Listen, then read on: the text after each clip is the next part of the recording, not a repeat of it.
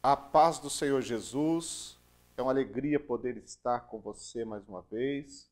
Prazer muito grande poder comentar mais uma lição da nossa Escola Bíblica Dominical, a revista da CPAD, a Maravilhosa Graça. O comentário de hoje é da lição de número 10, do dia 5 de junho de 2016, cujo título é Deveres Civis, Morais e Espirituais. Essa lição está baseada no capítulo 13 da Epístola de Paulo aos Romanos, porque é a Epístola aos Romanos que nós estamos estudando. Todas essas lições desta revista, as 13 lições, foram extraídas da Epístola aos Romanos.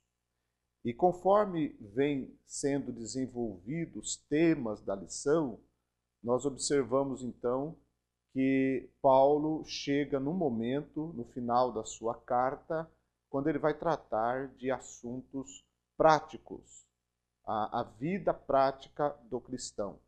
Na lição anterior, nós observamos sobre a nova vida em Cristo. E essa lição agora, de número 10, ela é, na verdade, uma continuação desse aspecto da nova vida em Cristo. Porque essa vida em Cristo, ela se reflete num relacionamento da nova criatura com Deus, da pessoa convertida, salva, e seu relacionamento com Deus, o seu relacionamento com a igreja, o seu relacionamento com o próximo. E também agora nós vamos enfocar o relacionamento do cristão, ou a vida do cristão, o testemunho do cristão, o comportamento dele na sociedade onde ele está inserido. Porque nós sabemos que, por sermos cidadãos do reino dos céus, a nossa cidade está no céu. Hebreus 13:14 diz que nós não temos aqui cidade permanente, mas aguardamos a futura. O apóstolo Paulo, ele também explica que nós aguardamos o Senhor Jesus, que vem para nos buscar. Ele vem e nós temos uma cidade que está nos céus, nos aguardando. Então nós somos cidadãos dos céus, sim, o próprio apóstolo Pedro trata disso. Mas somos também cidadãos terrenos, do ponto de vista que nós estamos inseridos em uma comunidade, estamos inseridos em uma sociedade. Então, como é o dever desse cristão, do salvo, com relação à sociedade onde ele está inserido?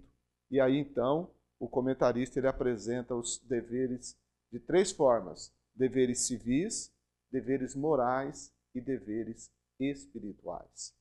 O textuário que está no capítulo 13, verso 1 diz: toda alma esteja sujeita às autoridades superiores, porque não há autoridade que não venha de Deus, e as autoridades que há foram ordenadas por Deus.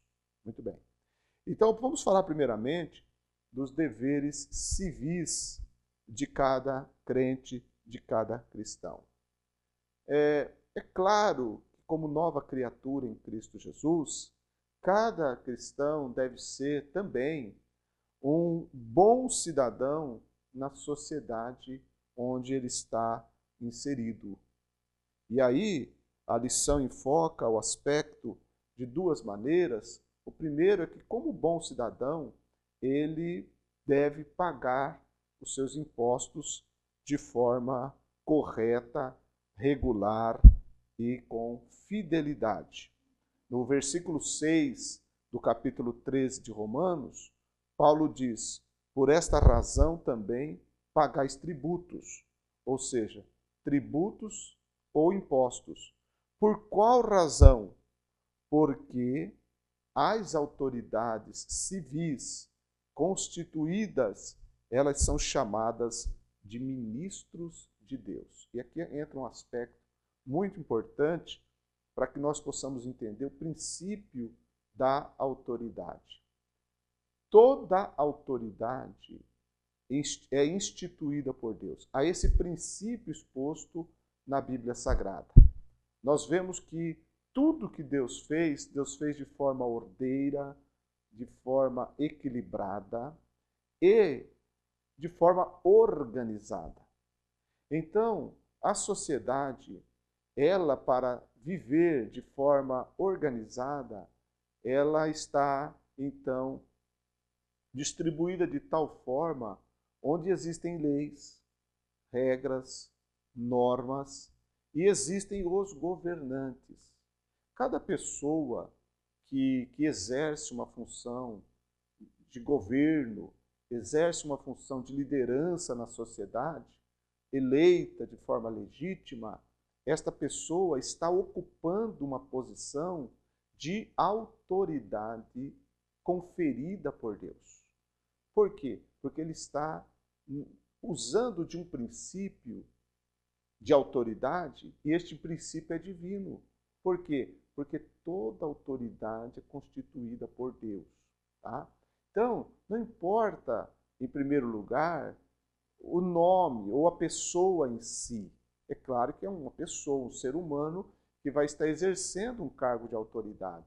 Mas aqui não está se tratando, primeiramente, da pessoa em si, senão que está tratando de um domínio, de um princípio divino, de uma concessão divina, que é a autoridade, que é um domínio divino. Então, a partir do momento que alguém exerce uma autoridade civil, ele está exercendo e ocupando um espaço que Deus está lhe permitindo ocupar. E por ele estar desempenhando esse papel de autoridade, nesse caso uma autoridade civil, essa pessoa deve ser vista pelos demais como alguém sobre cujos ombros está uma responsabilidade social, mas não apenas uma responsabilidade social, mas mais do que isso, uma responsabilidade diante de Deus. Por quê? Porque se ele está ocupando um espaço cujo princípio de autoridade é divino, ele vai ter que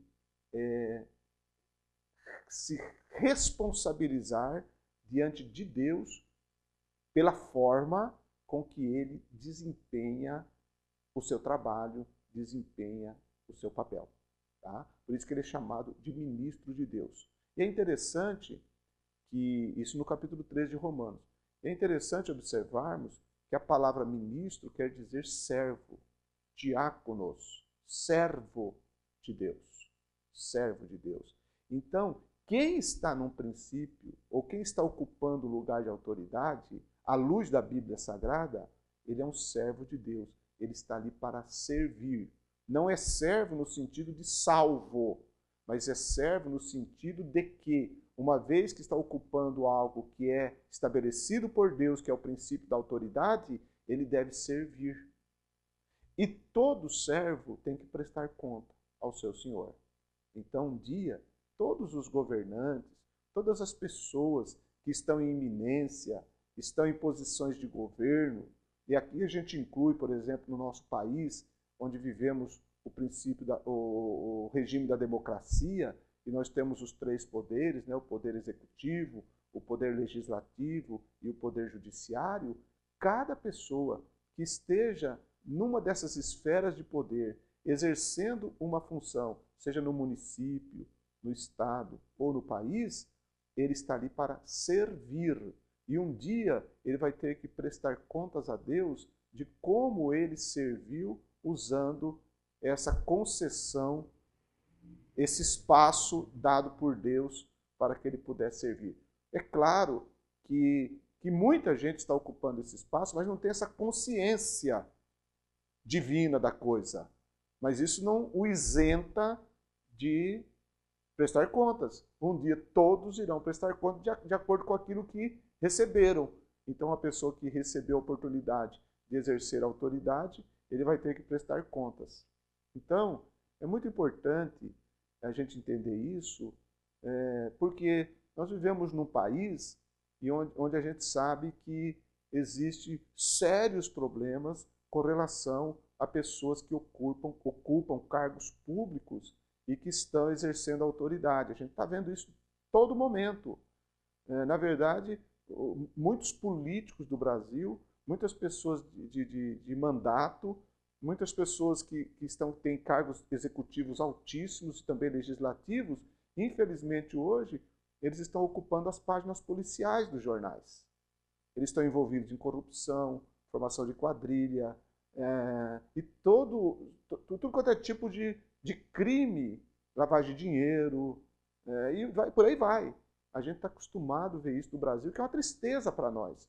Por quê? Porque mostra para nós que alguém alcançou uma posição de autoridade e, ao chegar ali, ele está usando aquele espaço onde ele deveria servir a comunidade. Ele está se aproveitando daquilo para se beneficiar e beneficiar aqueles que são próximos a ele, de forma que aquilo que ele deveria prestar de serviço às pessoas da sociedade, ele está usando tudo que a sociedade lhe proporciona para se enriquecer de forma ilícita e por aí vai. Mas um dia, essas pessoas terão que dar contas a Deus. Tá? Agora, nós que não ocupamos uma função dessa natureza na sociedade, nós devemos olhar para essas autoridades, para esses poderes constituídos e entender que nós devemos cumprir o nosso papel. Não é porque alguém está exercendo mal, incorretamente, a sua função de autoridade civil, de forma equivocada, errada, criminosa até, que nós vamos deixar de fazer a nossa parte. Nós temos que fazer a nossa parte. Qual é o princípio estabelecido em Romanos 13? Que nós, como cidadãos do reino dos céus, como nova criatura em Cristo, dentro da sociedade que nós estamos inseridos, temos que fazer a nossa parte. Qual é? É aquele que explica que nós pagamos tributo. Tributos para que a sociedade possa desfrutar de uma maneira comum das possibilidades que devem existir numa sociedade. Saúde, educação, é claro. Quando a gente fala do Brasil, a gente sabe que tem um monte de coisa que não funciona. Mas nós temos que agir de forma correta, primeiro diante de Deus e depois da nossa consciência. Então a Bíblia nos ensina a pagarmos os nossos tributos de forma correta, mesmo que pareça que é uma injustiça terrível, mas o princípio bíblico está aqui estabelecido. Quem recebe os tributos e que vai usar os tributos, se aplicá-los de forma indevida, incorreta e até roubar, vai dar conta. Mas nós devemos seguir o exemplo da palavra de Deus, que diz que nós devemos pagar tributos. E não vamos nos esquecer que quando Paulo escreve essa carta aos Romanos, é evidente que ele está escrevendo a capital do império a pessoas que estavam acostumadas ao poder. Afinal, ali era o local onde estava o coração do império. E é evidente que aquela sociedade também tinha um monte de vícios, um monte de problemas, um regime totalmente autoritário, de imposições, não é? E muitos povos eram subjugados e tinham que pagar seus tributos. E Paulo não está questionando nada disso. Ele está dizendo que o crente tem que fazer sua parte. Então nós não podemos nos excusar de apontar o dedo para os outros para dizer que nós não vamos fazer tal coisa. Nós não podemos fazer isso. A nossa parte nós devemos fazer. Quer gostemos ou não, quer estejamos satisfeitos ou não, e nisso muita gente pode discordar, mas nós temos que ficar com o que ensina a palavra de Deus. Pague seu imposto, faça a sua parte, ajude a sociedade com o que você puder e amém. Deus vai lhe abençoar por isso. Então, o princípio aqui primeiro é que o cristão, como bom cidadão, como inserido na sociedade, como nova criatura, ele paga os seus impostos e ele submete-se às leis sociais, às leis que trazem ordem à sociedade. Imagine uma sociedade, uma comunidade sem leis. Iria ser o caos, né? Então, é importante que o cristão ele cumpra com as leis. E aí entram todas as leis, porque quem não está debaixo de lei, não é? Quando a gente entra no carro, sai de casa, para ir na padaria da esquina, nós já estamos debaixo de lei. Quando nós estamos na nossa casa, estamos debaixo de lei. Agora mesmo, quando eu estou falando com você, você está me assistindo, existe uma lei regulando tudo isso. Então, existem leis. E essas leis, elas promovem, ou deveriam promover, a boa ordem social, porque senão vira um caos social. Onde não tem lei, onde não tem norma, existe o caos. E o apóstolo fala sobre isso, porque ele, quando chama a autoridade civil de ministro de Deus, ele é ministro para punir o que faz o mal. Ou seja, aquele que desobedece, aquele que transgride as normas e as leis da sociedade. Agora, quem não as transgride, quem não faz mal, não precisa temer. Ele é ministro de Deus, e Paulo usa aqui, traz a espada que fala de punição, versículo 4, capítulo 3 de Romanos. Fala da punição para aqueles que transgridem. E quem não transgride e faz o bem, ou seja, cumpre as leis de forma correta, ele não tem que temer a autoridade. É muito interessante isso, porque você veja bem, quem tem a consciência tranquila, quem é um cidadão direito, honesto, e aqui eu não me refiro apenas ao cristão nascido de novo, mas a qualquer pessoa que seja um bom cidadão, uma pessoa direita, correta, se ele está andando numa estrada com seu veículo, por exemplo, e ele vê a polícia parando, fazendo uma blitz, ele fica tranquilo, ele fica sossegado, ele não teme. Mas, se a pessoa que está dirigindo um veículo, ele é um criminoso, um foragido, ou ele está transportando algo que não deveria estar transportando, quando ele vê a polícia, ele demonstra, e os policiais já são pessoas preparadas para detectar, já percebe que tem alguma coisa errada. O cidadão de bem, ele fica tranquilo, ele não se abala.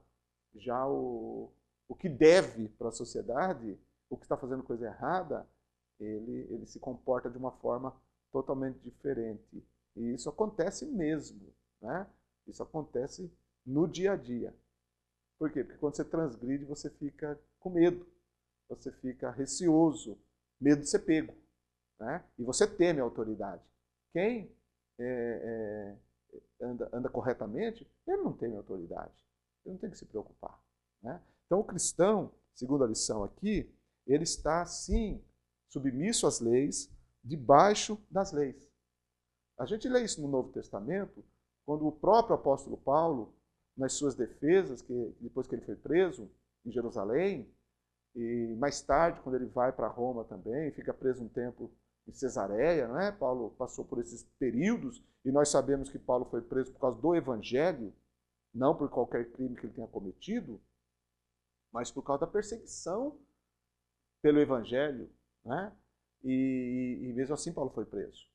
Mas todas as vezes que ele se apresentava diante das autoridades constituídas, você observa que Paulo reconhecia sim a autoridade daquelas pessoas sobre a vida dele, porque ele se posicionava como cidadão e, portanto, sujeito ao que a autoridade fazia. É claro que muitas injustiças eram cometidas, né?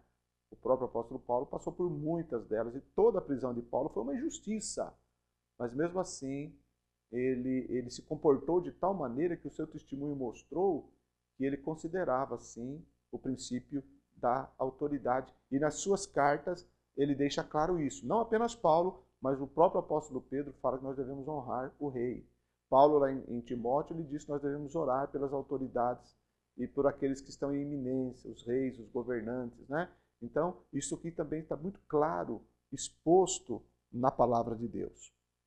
O único senão, a única observação que deve ser feita com relação a leis é o momento em que essas leis, por exemplo, de um Estado autoritário, totalitário, onde pode ocorrer, por exemplo, a perseguição religiosa, a imposição do Estado, isso em regimes de exceção, em regimes totalitários, onde as pessoas são obrigadas ou querem que as pessoas sejam obrigadas a negar até mesmo os seus princípios de consciência e de fé. Quando uma autoridade, um Estado, um governo impõe sobre os seus cidadãos a restrição, a falta do direito de crença, de fé, isso é um problema muito sério e nesta hora o cristão ele tem uma prioridade. Qual é a prioridade? É a prioridade de honrar a Deus. Nenhuma lei de nenhum Estado é maior que a nossa fidelidade a Deus. Quando a gente lê lá no livro de Atos dos Apóstolos, quando os apóstolos foram exortados, né, pelos principais sacerdotes, pelo Sinédrio, para que eles parassem de pregar, parassem de falar no nome de Jesus, eles não podiam fazer aquilo. Embora eles reconhecessem a autoridade que o Sinédrio tinha, que era uma corte espiritual, mas também civil, tinha muitos vínculos com o governador romano, né? Os apóstolos eles entenderam que ali não.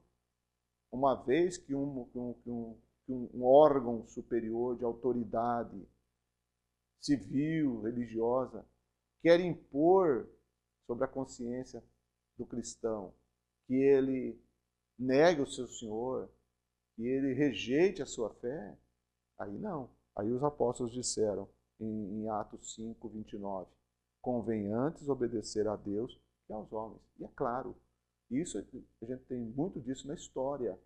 Até livros escritos, exemplos escritos de homens como Richard Rembrandt, que na Romênia, quando o comunismo tomou conta, ele, não apenas ele, mas outros tantos, se negaram a aceitar as amarras do Estado com relação à sua crença, à sua fé, e por isso foram presos, torturados, muitos morreram. Isso aconteceu em diversos lugares e acontece ainda hoje. Nós sabemos de perseguição religiosa em regimes totalitários, em países onde existe uma religião predominantemente oficial e que não se aceita outra crença. Pode até falar, em alguns lugares se fala que tem liberdade religiosa, mas na verdade não tem. E nesses lugares, como um cristão se comporta? Ele obedece às leis que dizem respeito à boa ordem social, mas ele jamais vai se submeter a uma lei que quer ferir sua fé, a sua consciência. Então, é nesses casos de exceções que o cristão ele não precisa, evidentemente, se submeter. Isso não é pregar uma anarquia. O cristão jamais vai ser alguém que vai promover caos, confusão. Ele nunca vai aceitar negar o seu Deus. Não quer dizer que ele vai se tornar um rebelde contra a sociedade. Ele vai continuar sendo um bom cidadão, mas ele não vai aceitar, nem por imposição de lei, não importa de quem venha, que ele venha negar a sua fé. Porque a nossa fé está acima de qualquer coisa. A gente lê isso no livro do Apocalipse, quando as igrejas do Apocalipse, por exemplo, a igreja de Tiatira, onde muitos foram martirizados, né, morreram por causa da sua fé. A igreja primitiva também está cheia de exemplos de pessoas que eram tidas como inimigas do Estado porque não negavam a sua fé. Isso acontece ainda hoje porque o cristão ele quer ser sim um bom cidadão, ele quer cumprir sim o seu papel, mas ele jamais vai negar a sua fé no seu Senhor e no seu Salvador. Bem, então o comentarista fala também de deveres morais. Deveres morais na sociedade onde nós estamos inseridos. E aqui o apóstolo Paulo, ele fala no capítulo 13, verso 8, ele diz assim: a ninguém devais coisa alguma, a não ser o amor com que vos ameis uns aos outros, porque quem ama aos outros cumpriu a lei. A ninguém devais coisa alguma. Isso é muito importante. Isso é um dever moral. O cristão não pode dever, não pode pegar dinheiro emprestado e não pagar. O cristão, ele não pode tomar emprestado e não devolver. Ou seja, o cristão tem que ser alguém que tenha uma moral ilibada, um testemunho irrepreensível. coisa mais feia que tem para alguém que se diz crente é ele ser mal pagador, é ele tomar emprestado e não pagar, entendeu? Isso é um testemunho horrível, ofusca qualquer testemunho falado, porque alguém já disse, as suas obras falam tão alto que eu não consigo ouvir quando você fala. Né? Esse é uma coisa importante. Me lembro de uma ilustração que eu li certa vez sobre Alexandre o Grande. Diz que Alexandre estava com seu exército todo enfileirado e ele passava em revista aos seus soldados, ao exército. E ele foi andando assim, olhando, e ele encontrou um soldado que estava desalinhado, tudo incorreto, né? Diferente dos outros, não estava no padrão. Ele olhou para aquele soldado e disse assim, qual é o seu nome? E o soldado disse, Alexandre. E ele olhou para o soldado e disse assim, ou você muda de comportamento ou você muda de nome. Na verdade, muitos cristãos têm que rever o seu comportamento no sentido de que nós carregamos o nome de Cristo. E por carregar o nome de Cristo, nós temos que dar testemunho de Jesus. Resplandeça a vossa luz diante dos homens, disse Jesus, para que vejam as vossas boas obras e glorifiquem a vosso Pai que está nos céus. Isso é um dever moral. Então, o cristão tem o dever moral de, na sociedade onde ele está inserido, ser um homem de respeito, uma mulher de respeito, alguém correto, honesto, decente, bom pagador, que respeita jovens, respeita crianças, respeita anciãos, respeita uma pessoa que os vizinhos podem dar testemunho dele, no trabalho possam dar testemunho dele. Um homem ou uma mulher que ao conversar com pessoas do sexo oposto sabe se comportar, ter respeito, reverência, entendeu? Então, o cristão é importante que ele tenha e entenda o seu dever moral e não dever nada, absolutamente nada a ninguém. Mas aí o apóstolo diz assim, a não ser o amor com que vos ameis uns aos outros.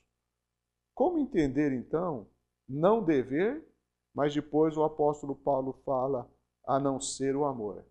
Porque o amor é uma dívida que a gente não paga nunca.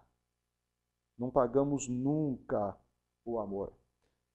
Romanos capítulo 13, versículo 10, o apóstolo Paulo diz assim, o amor não faz mal ao próximo.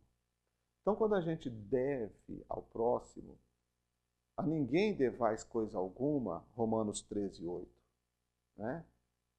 A ninguém devais coisa alguma. E Romanos 13, 10 diz que o amor não faz mal ao próximo. Então, quando eu devo ao próximo, eu estou fazendo mal ao próximo. Porque eu estou sendo egoísta. Eu não estou olhando para o próximo, não estou contemplando o próximo, estou olhando para mim mesmo. Então, como entender essa dívida? A ninguém devais coisa alguma a não ser o amor. Então, o amor eu devo para o meu próximo. E como é isso? Eu devo entender isso à luz de que eu amo o próximo e eu não faço mal ao próximo. Essa é a prática do amor.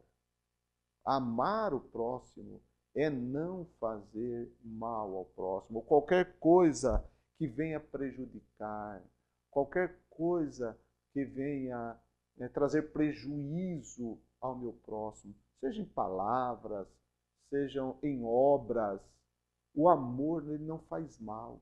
Então tem esse lado do amor que ele preserva o próximo de ser prejudicado. E ele tem o outro lado, que ele é ativo, ele faz bem. Ele não faz mal, mas não para aí. Ele faz bem. Faz bem o amor. Quando a gente pensa no amor, e o apóstolo Paulo fala bastante sobre isso também, na sua carta aos Romanos, porque lá em Romanos 5:5, ele diz que o amor de Deus foi derramado em nosso coração, pelo Espírito Santo que nos foi dado. Então, a nova criatura, ele tem o amor de Deus derramado no seu coração pelo Espírito Santo. Né? Em Romanos 5 e 8, diz que Deus prova o seu amor, Deus provou o seu amor para conosco, em que Cristo morreu por nós, sendo nós ainda pecadores. A prova do amor de Deus. Depois nós temos em Romanos 8 e 39, quando Paulo diz que nada pode nos separar do amor de Deus que está em Cristo Jesus. Nada. Então veja, quando Paulo fala do amor em Romanos, ele fala de um amor derramado no nosso coração. Ele fala de um amor que Deus provou de forma clara, nos enviando Jesus para morrer por nós. Ele fala de um amor que nada pode nos separar desse amor bendito que está em Cristo Jesus. Não é maravilhoso a gente então ser alvo desse amor? Ter esse amor derramado? Ter esse amor que nos dá essa firmeza, essa convicção? Esse amor provado? Não é tão gostoso desfrutar do amor de Deus? Pois bem, então, a partir do momento que nós desfrutamos, nós agora devemos compartilhar. Nós devemos expressar esse amor. De que maneira? Paulo fala em Romanos que nós compartilhamos esse amor no servir a Cristo, por exemplo. Né? Em Romanos 8, 36, Paulo diz que somos entregues à morte todo dia. Morremos no servir a Cristo, por amor. Por amor servimos a Cristo. Então, o amor que nós recebemos, ele se torna em nós uma fonte que jorra. Nós recebemos e nós damos. Nós damos para Deus nos servir ao Senhor. Também em Romanos 12, versículo 9, está escrito: o amor seja não fingido. Então a gente expressa esse amor na nossa sinceridade, na nossa verdade, nos nossos relacionamentos com as outras pessoas, de forma sincera, não de forma hipócrita, fingida. Tá? E nós também expressamos esse amor na ausência do mal. O amor não faz mal ao próximo, Romanos 13, 10. Então, tudo gira em torno do amor. Quem serve a Deus, quem é nova criatura, na sociedade que ele está inserido, ele, por viver uma vida de amor que ele recebeu de Deus e de um amor que ele compartilha ao próximo, não fazendo mal ao próximo, mas fazendo bem ao próximo, essa expressão de amor faz com que ele seja alguém que cumpra os seus deveres morais, porque ele não vai fazer mal ao próximo. Então ele vai ter uma moral ilibada, vai ser uma pessoa de respeito, que as pessoas não terão que falar mal dele. E isso o cristão deve viver sim. O crente não pode ser uma pessoa mal falada na vizinhança, mal falada na sua cidade. O cristão ele tem que ser alguém que se as pessoas falarem mal dele, falem por causa da sua fé, falem por causa do seu Senhor, que ele sofra por causa de Cristo, que ele sofra por causa da sua fidelidade a Deus, mas nunca um cristão deve sofrer porque é mal pagador, porque é mulherengo, porque ele fala e não cumpre, porque ele tem duas palavras, porque ele mente, enfim, por essas coisas. Um cristão nunca deve ser citado em qualquer conversação de forma negativa, pejorativa e vergonhosa. Alguém dizer assim: eu não vou naquela igreja por causa daquela pessoa, porque eu não quero ser igual a ela. E esse ser igual a ela é porque ele não se comporta corretamente nos seus deveres morais. Um problema muito sério. E por último, no capítulo 13, versículos 11 a 14, o apóstolo Paulo fala dos deveres espirituais. Aqui, deveres espirituais é interessante, porque a gente pensa em deveres espirituais só com Deus, não é? Mas aqui fala de deveres espirituais com relação à sociedade onde nós estamos inseridos. E o primeiro dever aqui que Paulo fala é o dever da sobriedade, o estado de alerta. No versículo 11, ele diz: e digo isto conhecendo o tempo, que já é hora de despertarmos do sono, porque a nossa salvação está agora mais perto de nós do que quando aceitamos a fé. Então, despertarmos do sono, sobriedade, vigilância, estado de alerta. A gente vivendo dessa forma na sociedade, as pessoas vão ver que nós temos uma esperança. Nós temos uma esperança. Alguém vai olhar para o cristão no convívio onde ele está, no ambiente que ele vive, na sociedade que ele está inserido, e vai ver que ele é alguém sóbrio, equilibrado, ponderado, moderado, e que ele está alerta, ele está preparado. Por quê? Porque ele foi salvo e ele está esperando Jesus, aguardando a volta do Senhor. Sobriedade diante da sociedade. As pessoas devem olhar para nós e ver em nós sobriedade. Outra coisa que o apóstolo Paulo fala no versículo 12, a noite é passada e o dia é chegado. Rejeitemos, pois, as obras das trevas e vistamo-nos das armas da luz. Santidade. Santidade. Diante da sociedade que vimos, não que nós vamos querer sair por aí mostrando que somos santos. Não, mas nós vamos viver de tal maneira que as pessoas vão ver que nós somos diferentes. A santidade, ser santo, é ser separado do pecado. Por isso que alguém que serve a Deus, ele não vive uma vida de pecado, de transgressão, de desobediência, no meio das orgias do mundo, no modo vivendi desse mundo pecaminoso que jaz no maligno. Não, quem é cristão, não é que ele quer se apartar porque ele se acha o santão. Não, ele se aparta porque ele é nova criatura. E ele sabe escolher bem o que fazer, e o pecado não é uma opção para ele. Jamais o pecado é uma opção para o salvo em Cristo Jesus. Então essa santidade mostra às pessoas que nós somos pessoas diferentes, sim. E que qualquer pessoa também pode ver o nosso exemplo e ser atraído pelo nosso testemunho, não atraído para nós, mas atraído para Cristo. Nós sirvamos para atrair pessoas a Deus. Assim como aquela mulher de Sunem foi atraída pelo testemunho de Eliseu, que as pessoas possam ser atraídas pela nossa vida, mas que nós sejamos como um refletor, que não chamamos atenção para nós, mas que as pessoas possam ver em nós Deus, possam ver Cristo em nós. E a santidade é algo maravilhoso, porque ela não é um isolamento da sociedade, mas é uma forma de viver diferente na sociedade que enaltece a Deus e glorifica a Cristo. E por último, o testemunho cristão, quando Paulo fala, andemos honestamente, no versículo 13, como de dia, não em glutonarias, nem em bebedeiras, nem em desonestidades, nem em dissoluções, nem em contendas e invejas, mas revestivos do Senhor Jesus Cristo e não tenhais cuidado da carne com suas concupiscências. Fala do testemunho cristão, de andar honestamente e revestindo do Senhor Jesus Cristo. Olha que desafio viver revestido de Cristo, é viver revelando a Cristo, mostrando a Cristo. Só o Espírito Santo que vive em nós pode nos dar condição de nos revestirmos de Jesus Cristo. Nenhuma religião, nenhuma igreja, nada faz, nada, absolutamente nada e ninguém, humanamente falando, tem condição de nos dar um poder de viver como Jesus. Mas o Espírito Santo, ele nos dá essa condição. O próprio apóstolo diz assim como recebesse o Senhor Jesus, assim andai nele. E esse andar nele é revestir dele, ou seja, revelar Jesus, mostrar Jesus. E isso nós devemos fazer na sociedade onde nós estamos inseridos. Então é um desafio muito grande? Mas é um desafio que nós temos que aceitar e temos que viver, porque Jesus nos salvou e não nos tirou do mundo. Ele nos salvou e nos deixou no mundo para que nós possamos cumprir nossos deveres, e alguns deles são citados nessa revista, que são os deveres civis, morais e espirituais diante da sociedade. Que Deus te abençoe e te guarde, que você possa cumprir muito bem esses deveres.